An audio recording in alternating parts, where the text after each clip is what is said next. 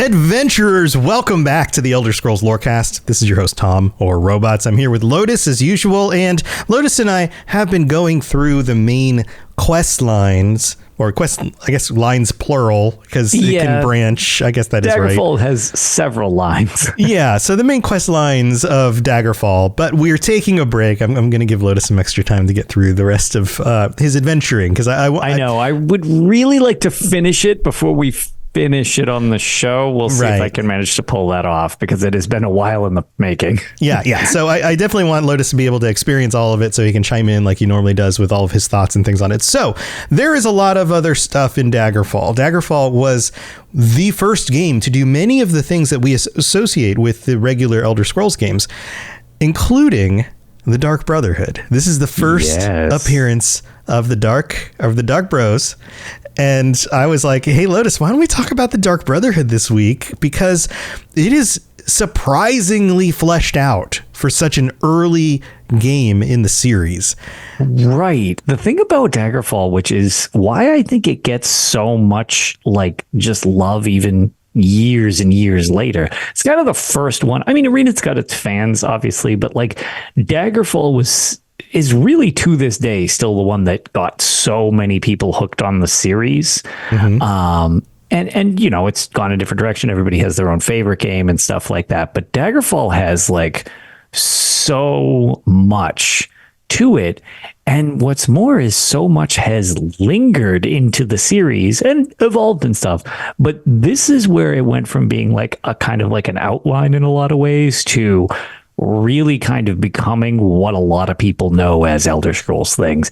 And the Dark Brotherhood, it's kind of surprising how concrete a lot of it was in Daggerfall, and it's just been expanded upon as we've gone on, but it was there pretty much right from this game. We're going to point out all the things that we're basically going to take you on an overview. We're not going to lay out the specific quest lines for each of the steps during the quest lines. We're doing enough of that with the main quest. We're not just going to read how the game works. And a lot of the Dark Brotherhood quests are all pretty similar to each other. It's like, go kill this person, go kill this person, go in a dungeon, find this person, kill them. Very similar to like the Mages Guild and the right.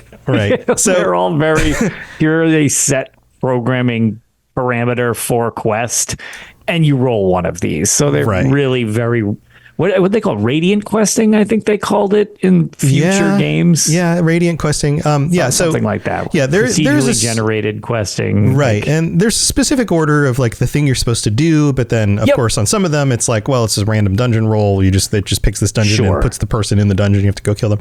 But the more interesting part about this is, or are the things that are the same or the things that are different from the Dark Brotherhood experience in the other games. And so we're going to go through basically an overview of this and take you through some of the things that I think you might be surprised were in there from the beginning.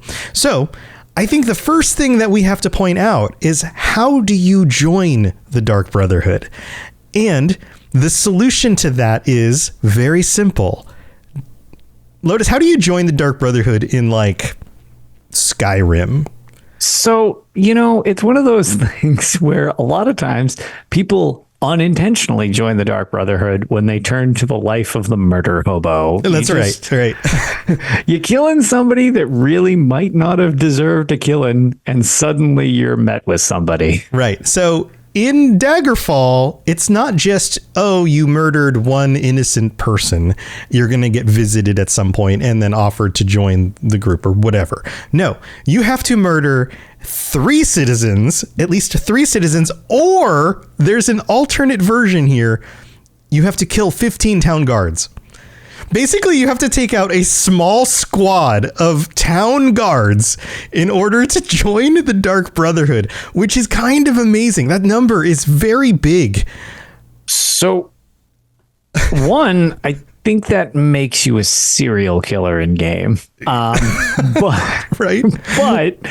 outside that stipulation, as Outlander Frog mentions, that is very specific, where it's like, look, 3 people or 15 guards, meaning I guess in this world, guards are considered sub people. Well, they're not citizens, I guess, because they're ready for warfare or for battle. Right, they're technically trained. Right. But they're considered soldiers. It's just really funny that it's just like, look, there is a quota of the police force in game where it's like, nah, man, that's too far. Now you've reached serial killer status, and now we're going to contact you from the Dark Brotherhood. Right. Right.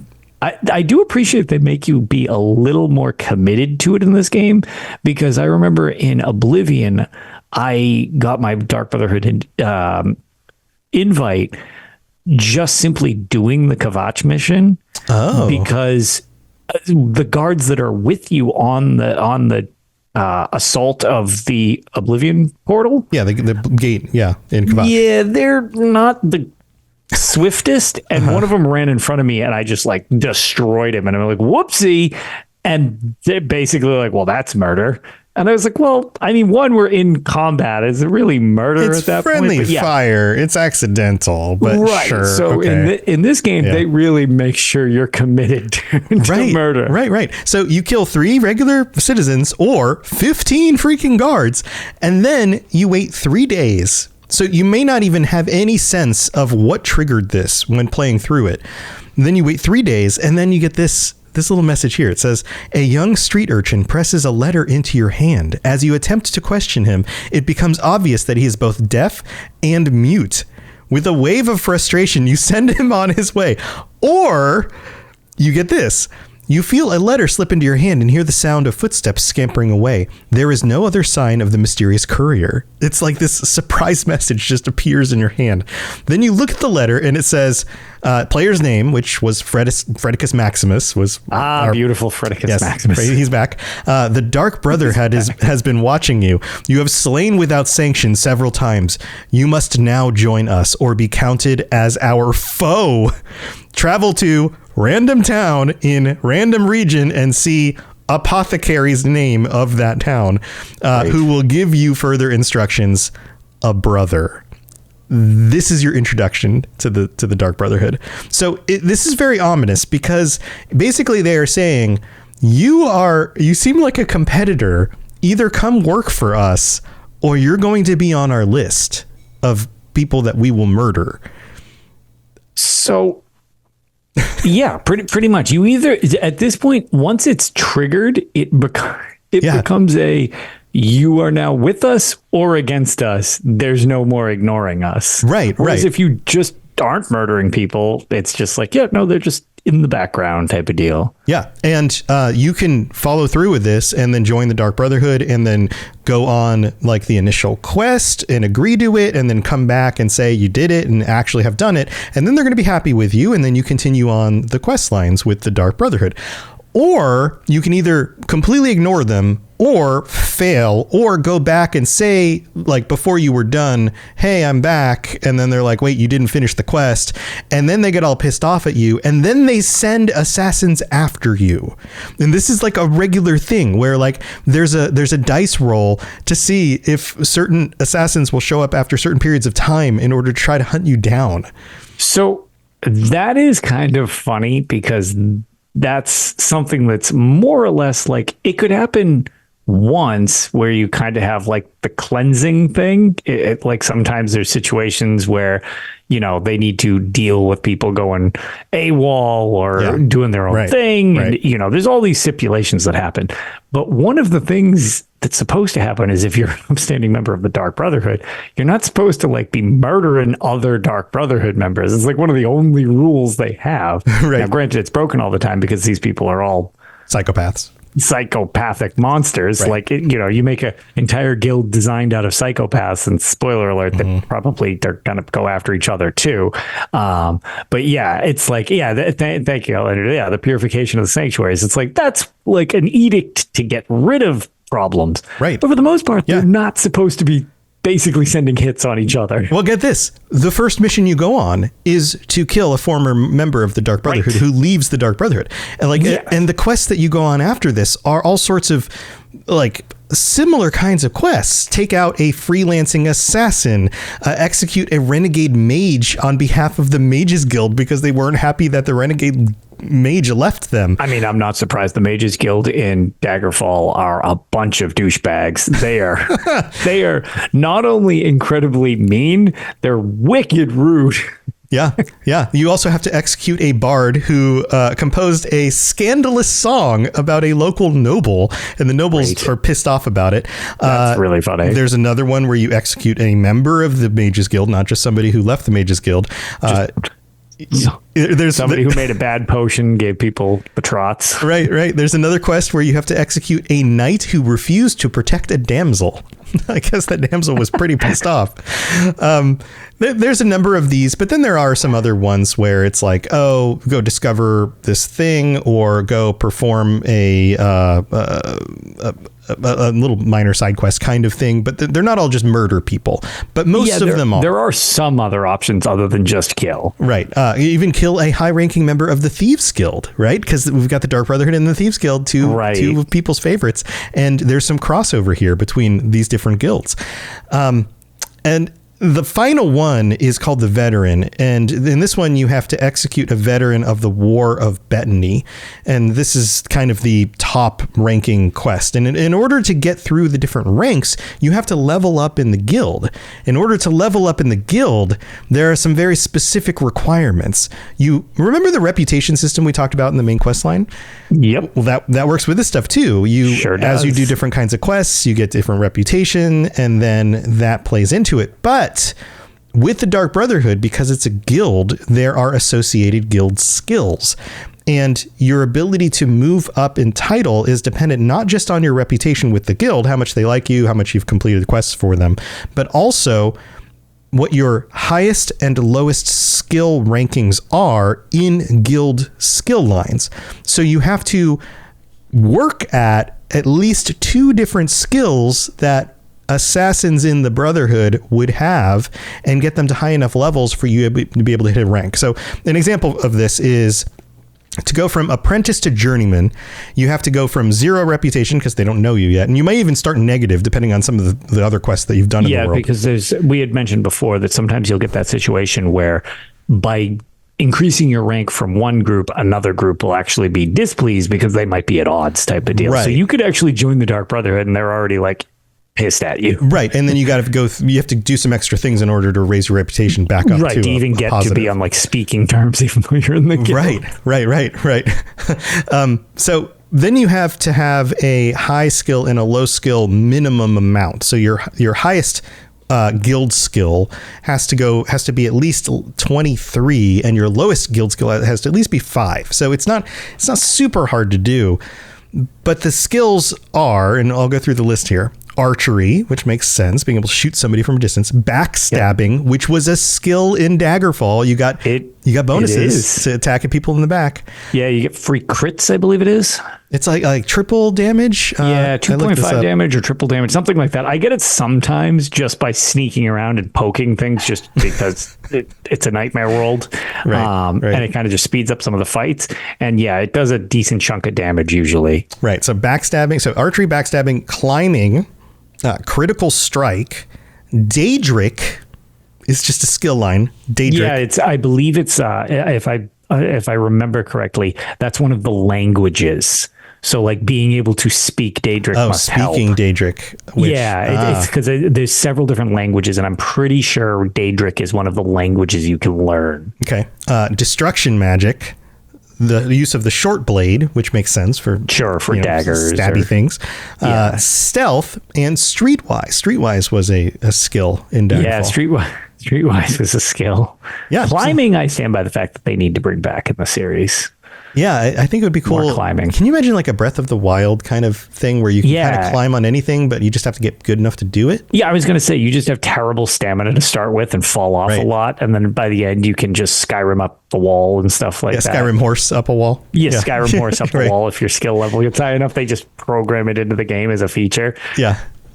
So in order to level up, you have to improve your reputation, but then at least pick 2 of these skills, which you can actually learn from people in the guild. There are trainers. That was a feature of Daggerfall, and you get your at least highest and then lowest of these two skills above the minimum amounts, and then you're able to level up. Basically, you go from ranks, and let's go through the ranks. So you start at apprentice, then you have journeyman, operator, slayer, executioner. They get real good, and that's only the fourth one out of 9. Punisher, terminator, assassin, dark brother, and then master assassin is at the top. And at master assassin, you have to have a reputation of 90, and your highest skill has to be 87, and your lowest skill has to be 37.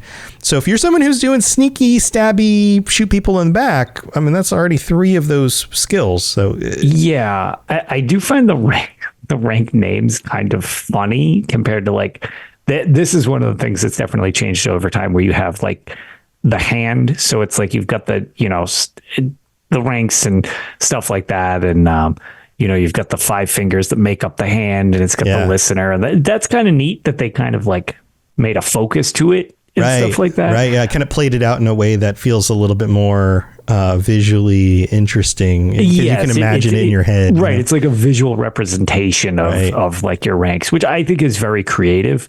I'm a big fan of that. But I will say, like, there's the ranks, and after we finish with the ranks, personally, I find the members of the guild to be very funny, just that along the lines of titles to people. Because I find the titles in this game pretty funny, because some of those Slayer, Executioner, we'll get through that. PvP titles in ESO. The actual member types of members, we'll go through that in a little bit. We'll go through that in a minute. But just the ranks are pretty funny because they're really edgelord status. Oh yeah, I mean, this is very 90s. This is like. Yes. I mean, there's a movie called The Terminator. There's a band called Slayer. There's like all of this stuff comes from the 80s and 90s. So as you level up, each time you gain a rank, you may bribe a judge. And I suppose this has something to do with the whole getting arrested thing. And your chances improve as your rank goes up. You get better at bribing your way out of being in trouble. Because the trial thing is actually like a pretty big portion of the game if you get busted, where like you actually can go to trial and you can defend yourself. You can like hire somebody to defend you if you have the money for it. And if you go to jail, like you go to jail and your skills degrade because you're just not practicing and stuff like that. Yeah. And like you can try to lie your way out of it or be honest about it. It's like I got arrested once and I'm pretty sure I died in jail on stream if I remember correctly, because I was just in there forever. But it's wild, like how detailed it is. Yeah. And then each time you get promoted, you discover a dungeon. An undiscovered dungeon location just gets revealed on your map. Just like, here's another place you can go explore if you wanted. And then you also gain access to other things from the guild. So at rank 1, you can access the potion cellar. So you can buy potions. And Lotus, with the Dark Brotherhood here, there is a lot of focus on poisoning and this, like, the subterfuge side of murder. Like we're going to see this. It's a little less Skyrim style murder, a little bit more poison your enemies, a little less stab them in the back. Yeah, kind of where this is definitely going. Aligned a little more with the way that they were like. I mean, there were still ways you could creatively kill people in Skyrim and stuff like that, but there was like. I don't know. I felt like Oblivion even had more of a focus on like creative ways of getting away with it. Mm-hmm. And this was very much like, no, you're not supposed to be getting into fights. Like you're supposed to just use your poison. Like, you go in, you get the job done, and nobody should know who you are. Right. So at rank 1, you get the access to the potion cellar, which includes poisons. Rank 3, you have access to the potion maker. This was a whole feature that they included in Daggerfall, the ability to create your own potions. And it wasn't super dynamic. It wasn't like you create a potion that does like 2 or 3 different things. When you drink it, it'll give you like a buff to your damage and resistance to cold. And like, it's not as complex as that. But you can take the things that you found in the world and craft into a specific kind of potion. At rank 5, you have access to the soul gem merchant. And so you can buy soul gems and sell them with this merchant. And then at rank 7, you have access to the spy master. And this is an expert who collects information. And they share some knowledge with you. I think that this is part of the whole, like, makes some of your quests a little bit easier because now you have access to this other information that you can get from this member. Right. Yeah. The extra detail or whatever it is. Yeah. Yeah. So you move up the ranks, you get all of this access to other things. You talk to the different members of the guild, and unlike in later games where you just had like one Dark Brotherhood sanctuary, it didn't work like that in Daggerfall. There was a specific building in many of the towns that was the Dark Brotherhood building. And if you had access to the guild, you could go into that building, you could talk to the members at that location, you could buy things from them, you could continue your quest line or whatever you need to do with what it gave you access to at that one building. And remember, the Daggerfall cities were actually very large. There are lots of buildings. Very similar to real cities. Like, they're daunting sometimes to get across and find what you're looking for. Right. And there were similarities across the ones that were specifically designed for the Dark Brotherhood because, you know, simplicity make them all fairly similar. For sure. I think of it for anybody who plays the Elder Scrolls Online. It's sort of like a bit more specific version of the Outlaws Refuge. They have a similar feel to each of them, but they're unique. And most towns in the game will have an Outlaws Refuge where you can kind of do your illegal activities. Right. The major cities, there's at least like a major city in every section of the map. Right. Similar to that type of thing. So they kind of brought it back a little bit. Yeah, that's true. So that's kind of the overview of the leveling system and some of the stuff that you can see. Now, as you advance through the ranks, you get different conversation bits that pop up in the game. At rank 1, you get this. It would appear that the Dark Brotherhood was wise in recruiting such of you. Our confidence in you has grown, and it is only right to give you an increase in rank with the Brotherhood. Consider yourself starting today a full-fledged journeyman. Our chemists have been instructed that you are permitted to buy potions and poisons from their wares, so you needn't visit the Mages Guild any longer. I would also like to give you the location of another graveyard you ought really to be acquainted. It's a random dungeon. Here it is on your map. This is the whole, you get another location to just go visit. Once again, my congratulations, journeyman. Now, the other detail here is that up to this point, they're assuming that you would have gone to the Mages Guild in order to buy and sell potions from them. Getting access to a potion seller or a potion maker is a thing that can unlock from different guilds, from different quest lines. And it turns out that the Dark Brotherhood unlocks that quest or unlocks that ability earlier than other quest lines, specifically the making of the potions. Yeah. So if you want to be able to make potions in Daggerfall, go do the Dark Brotherhood stuff first, level up to like rank 3, and then you get access to it earlier than you would in other guilds, which makes sense because they like to poison people. Right. And then rank 3, it says, so far you have proven yourself to be more than a common thug. And then, of course, they add your player name. So, Fredicus Maximus, we have decided to promote you within the Dark Brotherhood. Beginning today, your rank is Slayer. Now, in addition to the regular training we provide, you have access to our cauldron. There are a number of very clever poisons that have come from that tub. The tub. Finally, let me give you the location of another graveyard you may find interesting. This random dungeon. I'll mark it on your map. Congratulations, Slayer. So far, so bad. What? Beautiful. And in the background, it's just world painted blood playing. So far, so good? No, so bad. At rank 5, you get this. It says, I think it's about time you received an increase in rank to match your value to the Dark Brotherhood. Others agree with me. So you may now assume the illustrious mantle of Punisher of the Dark Brotherhood. As a Punisher, you are permitted to deal in soul gems with our Soul Procurer. It's a nice method to add more profit to punishment. The souls of your victims can fetch a decent price among those who want a spirit to bind in enchantment rites. They're just totally pushing the whole, not only do we kill people, but sometimes we steal their souls and then sell them. We love being evil for the sake of being evil. Yeah. It goes on and says, of course, you can buy soul gems from your procurer as well as sell them. I also wanted to show you a new graveyard in the region, random dungeon. I think you'll find it very interesting indeed, Punisher. So yeah, you get access to the whole buying and selling of soul gems, and also just trapping them from your victims in order to make profit. I can't wait till we get to the eyeliner rank. The rank 7 is called My Chemical Romance. Weird. So at rank 7, you get this. They say your player name, Fredicus Maximus. You have a callous disregard for human life, a disgusting nonchalance about accepting gold for murder. We couldn't be more delighted with you. The Brotherhood has chosen to once again promote you in our ranks. You are now Assassin Fredicus Maximus. It is more than a title, though. It means you can now speak to our spy master, the character who keeps us informed about the newest, most important happenings in the Iliac Bay region. I can give you a little rumor myself. There's a cemetery called Random Dungeon with the most delightful treasures and surprises. I know you'll love it. Here, I'll mark it on your map, Fredicus Maximus, or should I say Assassin Fredicus Maximus? Yes, you should. I expect to only be referred to as Assassin Fredicus Maximus. Right. I've been assassinating everybody, and I finally get the title of Assassin. Cool.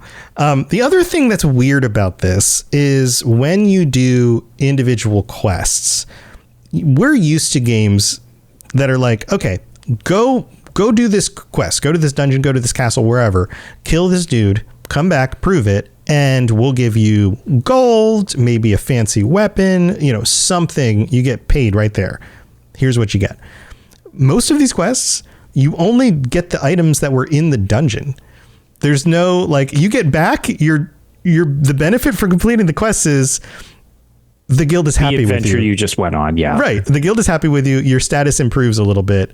But it's mostly just, you can keep the stuff that you got or had to. You can keep all the stuff you worked for. By the way, we will ignore you less. I'm not even say we like you more. We'll just snub you less. Yeah. We'll be a little less snooty about you. So that's kind of the rough outline of how this works. But when you go visit these locations, there's a bunch of different members with some really cool names. And we're going to get to that after we thank our patrons. So don't go anywhere. We'll be right back. This is Miss Morak, Dragonborn, and you are educating yourself to the Elder Scrolls Lorecast. Kirstine says, your reward was the journey and committing murder. Yeah, your reward were the friends that you killed along the way. Yes, exactly. The trail of bodies you used to get back here. Right. So thank you to all our patrons who help us out, all 110 of you currently. And welcome aboard to our newest patrons, Fall, and it's Peter with an IE in it. Pieter? Maybe I'm pronouncing that wrong. Welcome to the Patreon. I'm so glad that you are here. Also, we have to shout out our Daedric princes, and this list keeps on growing because both Fall and Pieter are Daedric princes, along with Kirasi, Just a Little Bit of Chaos, Hersine, who's in chat with us right now, and Blinding Vision. Thank you to all of you for supporting us at that level. That is amazing. Thanks, everybody. Yeah. And then if you are interested in getting cool stuff, in helping us out, in pitching in a little bit to keep the show going, if you want to say thanks for helping you get through your workday or your commute or any of that stuff, head over to patreon.com/Elder Scrolls Lorecast and check out all the different tiers. Ad-free episodes. If you're binging through a bunch, it's an easy way to catch up quicker. You can also get stickers and t-shirts and join us on our Patreon chats, all sorts of fun stuff over there. So go check that out. Also, if you'd like to help us out in other ways, you can leave a 5-star review on Apple Podcasts. We don't have any new ones this week, but the next time we get one, we will read it out on the show. And you can also share it with your friends. You can rate the show on Spotify. There's lots of other ways that you can help us out. We couldn't do it without you. So thanks for being here. All right, let's move on with the rest of the Dark Brotherhood from Daggerfall. Here we go. You're listening to the Elder Scrolls Lorecast, dear child of cities. That is why the Night Mother loves you. All right, man, that was that one. That was in Dark Brotherhood. A voice there that we heard. It was very on brand, Wes. Very on brand, Wes. Thank you. But that part of the Dark Brother doesn't happen for some time after the events of Daggerfall. I think that's another thing worth mentioning here is that even in Daggerfall, the Dark Brotherhood, there's mystery around the background. There's speculation that they've been around for centuries, if not millennia. Yeah, I was going to say we've covered some of this in just the actual Dark Brotherhood like basis episodes, as opposed to this one, which was how it specifically relates to the Daggerfall quest line. Yeah, but even in this first time we get introduced to them, way back in Daggerfall, right, a lot of that is already there. So they're a mysterious group. They are basically unlawfully doing what they're doing. People kind of shun it, but they can't stop them from doing what they've been doing because they're very good at what they do. And they've been around for a really long time. On top of that, some other things that are still there include the pseudo worship of the Night Mother. I guess you could say respect. Yeah, the reverence of the Night Mother exists already in this quest line. She's brought up, and also it's pretty well understood, at least in this game, that they're a pseudo religious group and they are associated with Mephala specifically. And I don't feel like in the later games that's as prominent. I was about to say that's kind of become much less prominent. The focus definitely aims more toward, like, if it's not them talking about the Night Mother, it's them talking about Sithis, right, as opposed to Mephala. But I think we speculated when we talked about the Dark Brotherhood, and this is going way back, that Mephala may be involved and that there is a connection between Mephala and Sithis. And like there's something weird going on there that hasn't really been illuminated to us as players, but there is kind of that like baggage of this reference. And actually, to Outlander Frog's point, which I'm glad they mentioned that, because it was something I was like, am I remembering this wrong? Mephala is tied more into the Morag Tong, which is the much more sanctioned Assassins Guild. So it's almost like this is where that split kind of like formed a little bit. Yeah, if I recall, when we talked about the Morag Tong, I think you or I even speculated that when the Morag Tong was removed, that she redoubled her interest in the Dark Brotherhood or something like that. Right, and and that's just it. It's a little nebulous with all of that. Right. And the focus in the later games definitely became more of Sithis as the focus, or like, oh yeah, it's the Night Mother, and then it's like, okay, for our deities, theoretically, they always refer to sending souls to the void for Sithis and stuff like that. So right. So it continued to be more fleshed out as the games went on, which everything does. But what's really cool is how much of this stuff was already there. This group of these like shady individuals who are sending you off on these missions to go murder people, and the Night Mother being somebody who was already being referenced all the way back in Daggerfall. Now, the members that you come across have different titles, and they have these different looks. Some of them are wearing like black robes. Some of them just look like regular people, but they just happen to be hanging out in the guild hall because they do a job and they work for the Dark Brotherhood. So we have, let's go through the list here. We have Dark Mixers. These are, and in this, they're all referred to as brothers. Brothers who offer potion making services within the Dark Brotherhood. They allow all members of Slayer rank or higher, which we talked about before, to make their own potions, provided they have the ingredients. So you didn't go to like a crafting table. You went to the Dark Mixer and you spoke to them, and then you were able to make your potions. And their services are free. So not a bad deal. Free's good. Yeah, free's good. And then we have Venom Masters. So the Dark Mixers have like black outfits. The Venom Masters kind of just look like regular, I don't know, nerds, medieval people walking around with their big long tunics and their red honestly, hats. It's kind of funny. The Venom Master actually looks almost like a courier more than anything else. He's got a little saddlebag on the side. He's got a little saddlebag. He's got his jaunty little outfit going on. Right. So these are the potion sellers in the Dark Brotherhood. They sell a random assortment of potions to all members of Journeyman rank or higher. Of course, you have to get to that rank. And the cost of these potions is influenced by your reputation with the Venom Masters. And this is another one of those weird things. Remember how, like, we talked about this on previous episodes, your reputation with like a specific group is like a thing, but then there might be like the people associated with that group, which is a sub reputation. Yeah. So all of that plays into this. And of course you can get a better deal if you, I guess, make the Venom Masters happy. somehow? Yeah, sure. That's fine. Sure. It sounds good. All right. I appreciate the complexity to Daggerfall, but sometimes it's so complex that it's just like, oh my God, some of these systems are just like systems almost for the sake of being systems. Yeah. They totally realize this later, that like the general attitude of the guild as a whole should just apply to all the guild members, period. Well, it doesn't need to be like individual, little too nuanced to every single person within the guild itself, and some people feel that the series has been too simplified. A lot of people, you constantly hear that it's like, oh, I'd like them to bring back, and I totally get that. And there's some stuff I'd like to see them kind of bring back, but it's like, I even like the reputation idea, but it's like, I don't need individual reputations amongst groups within a guild. It's like, this is just... It's a little too This is the type of thing that makes me need to do a guild cleansing and decide all of these things are mine. Right. So also in this group, we have Dark Slayers.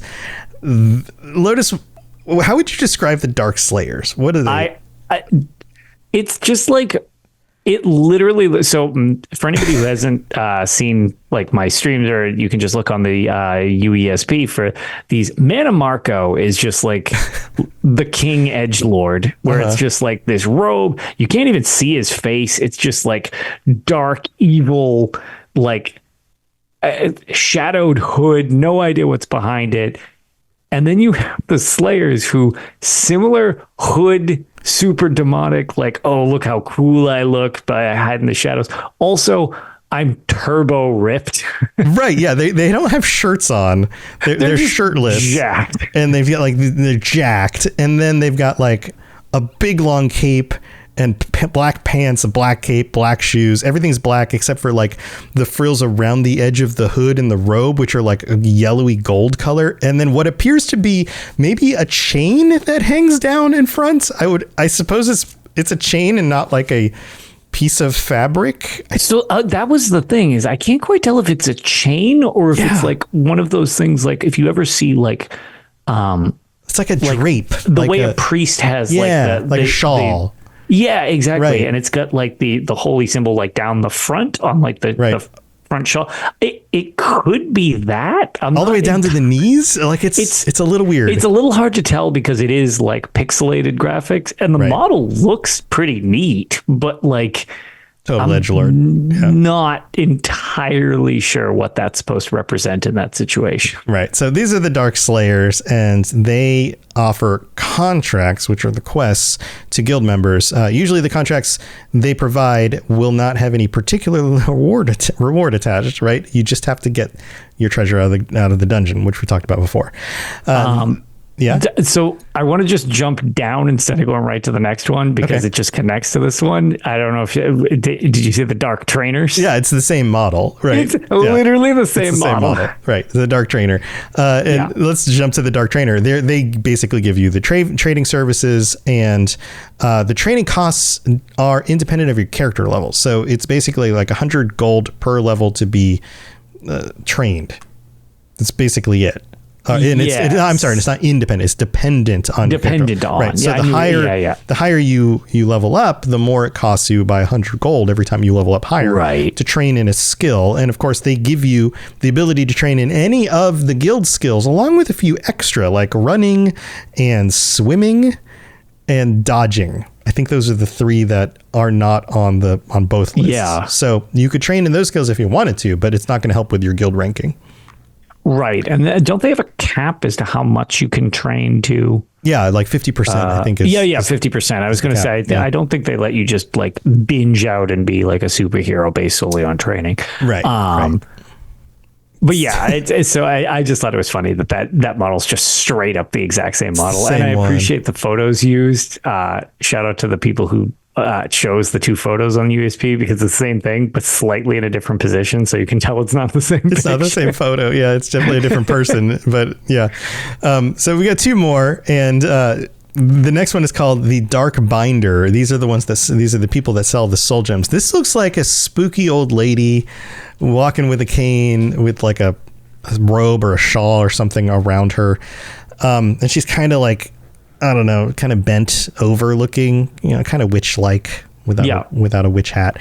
And basically, these are the ones you go to when you want to buy and sell soul gems. So if you want to put somebody's spirit into eternal slavery, this is how you do it. Or buy a Trapper Keeper.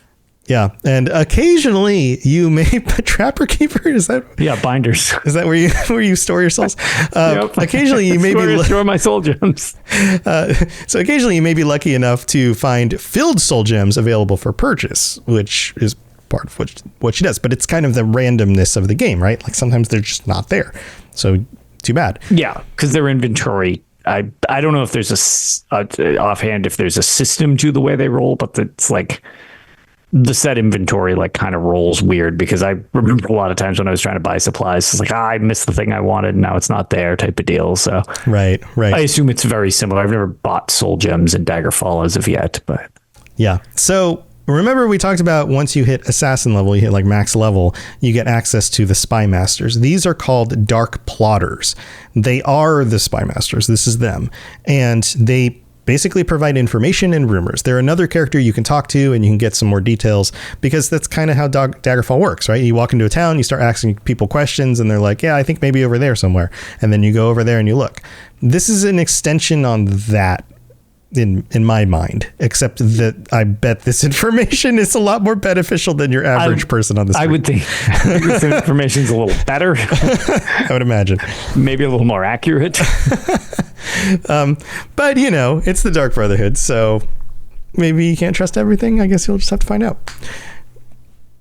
I don't know. They seem like a very trustworthy group. Yeah, well, this individual also just wears all black. Isn't as edgelordy as, say, the Dark Trainer and the other one, but yeah, this just looks outfit. like somebody I would have gone to high school with. Not a big deal. Also has a dagger on their side. All right. Also, yeah. Also has a dagger. So that's probably best not to go to school with them. Yeah. So that's the Dark Brotherhood. Outside of all of that stuff, it's still the Dark Brotherhood, right? Like.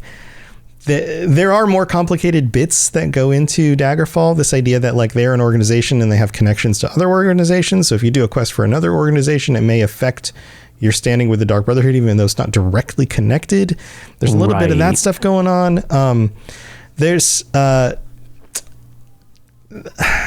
most of the important bits. Anything else that comes to mind, Lotus? No, and it was one of the things I forgot to look it up earlier, but I've been looking it up while we've been recording to see if it's a thing, because I actually have not joined the Dark Brotherhood, and it seems like there doesn't seem to be any mention of it on the UESP that I can see specifically. I guess is a really weird situation that I'd just be curious on. But I guess so I'm a werewolf in my game.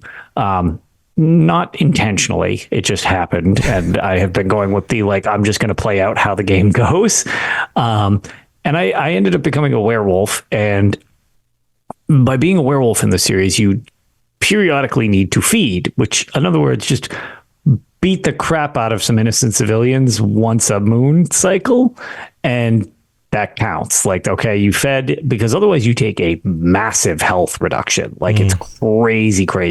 But the benefits are great. You get 50% all of your strength and stamina and all that stuff, which is really useful.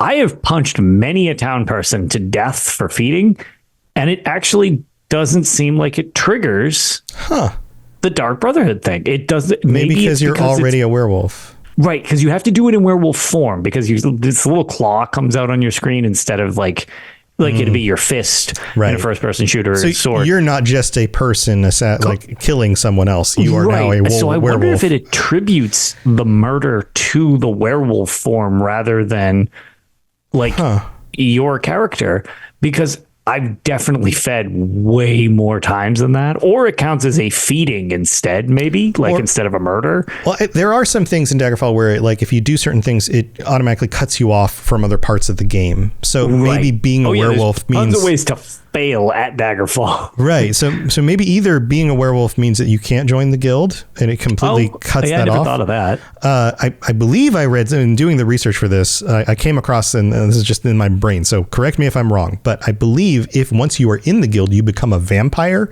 that's a way to leave the guild. They don't want you around anymore if you're a vampire.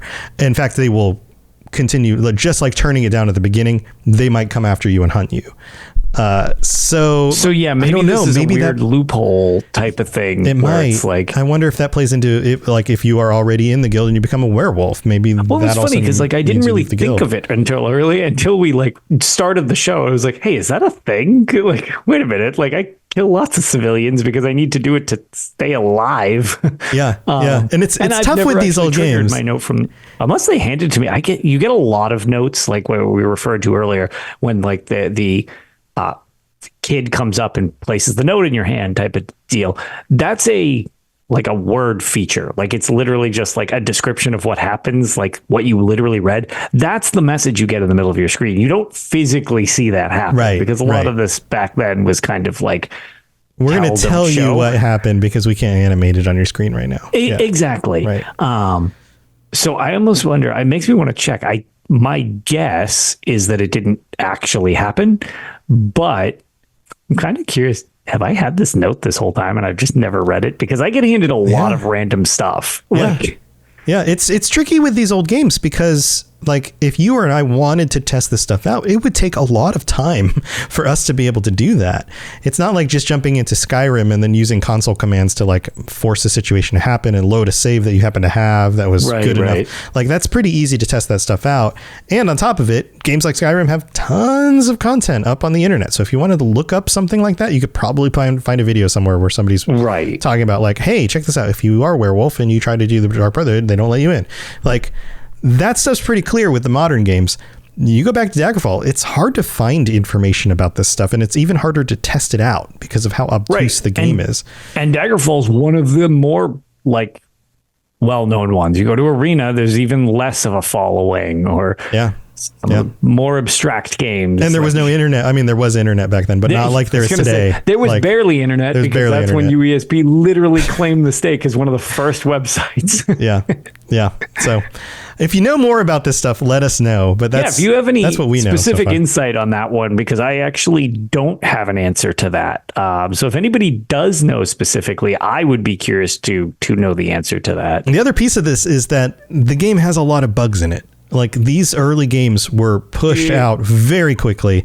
And if to prove this, you can just scroll down to any of the Daggerfall articles on the UESP. The bottom part. And the bottom part always has these notes about like, well, if you accidentally do this thing instead of doing this thing in this order, then you can't finish this quest line. So make sure you don't do that or whatever, because there's a bug. You know, it becomes a thing. Stupid mic stand. It becomes a thing where there's so much openness to it.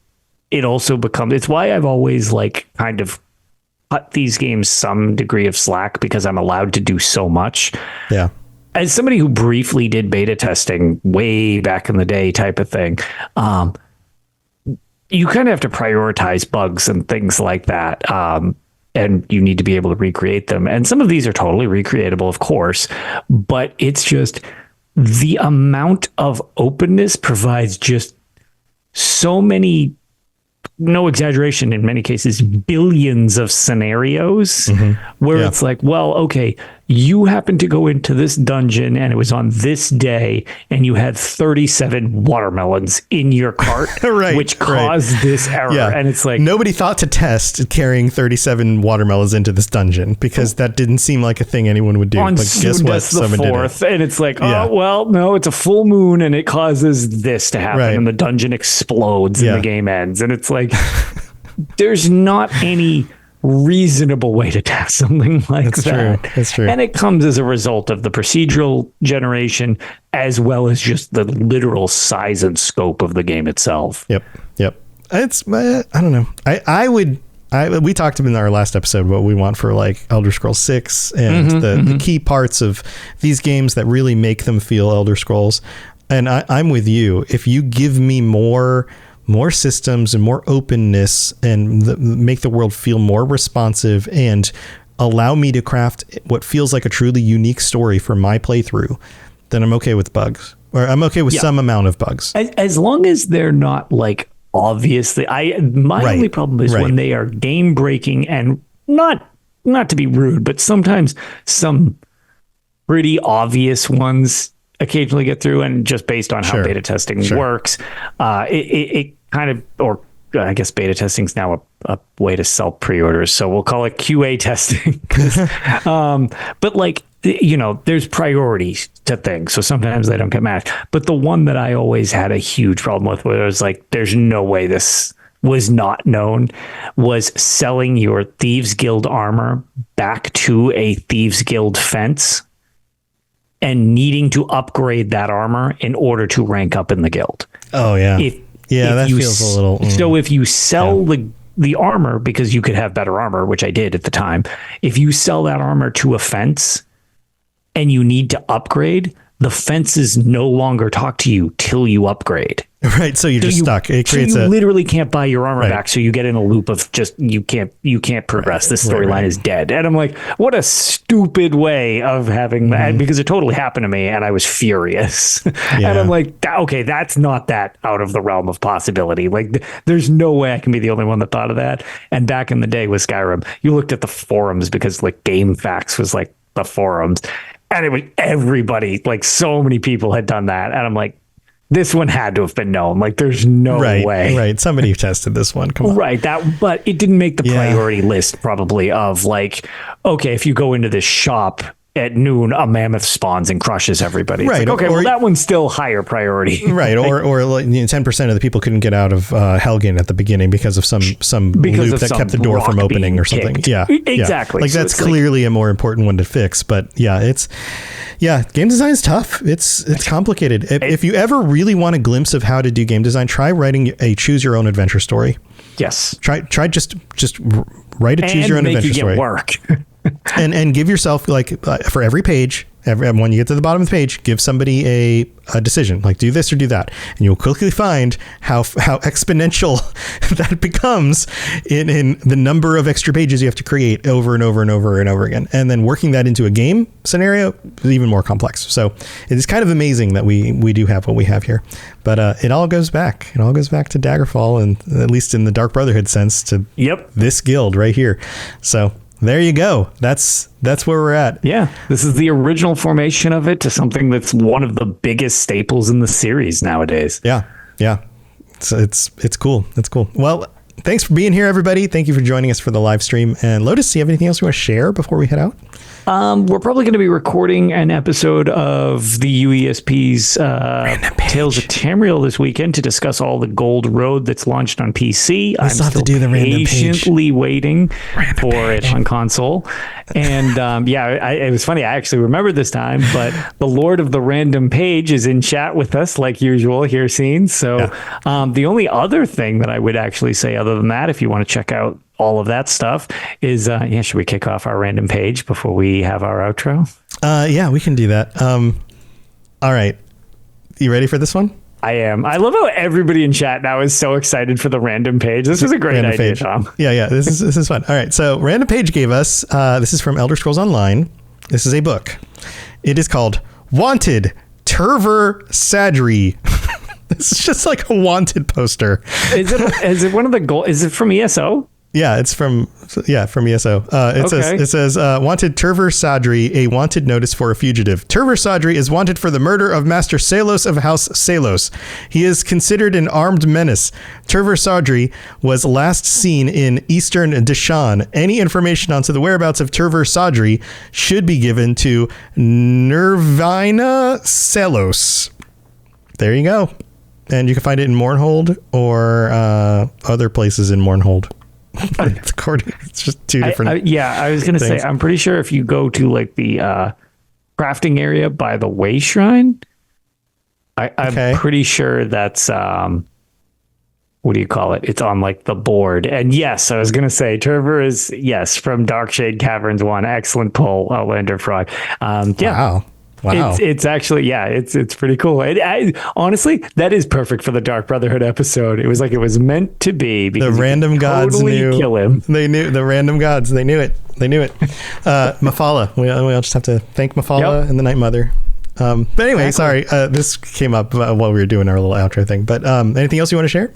No, that was it. I was going to say, we're hoping to record this weekend. Very excited for Gold Road myself on console. I have a little delay, and I've played the trial already at Amsterdam, so that I'm not too concerned about being spoiled at. So other than that, I've just been jumping into people's streams to check out the zone, avoiding the story because I want to do it myself. But it is really pretty.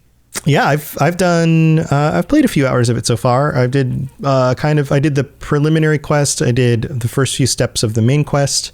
I won't spoil anything.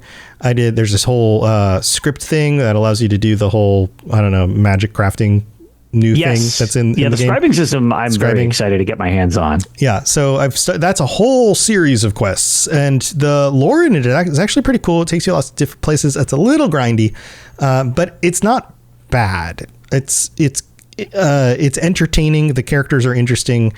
It adds interesting depth to the lore, and this is something that we're going to have to address once you and I have a chance to play through this, and we've given people, we usually give people a few months, usually by the end of the year, like November, December, we'll kind of come around to talk about the most recent expansion.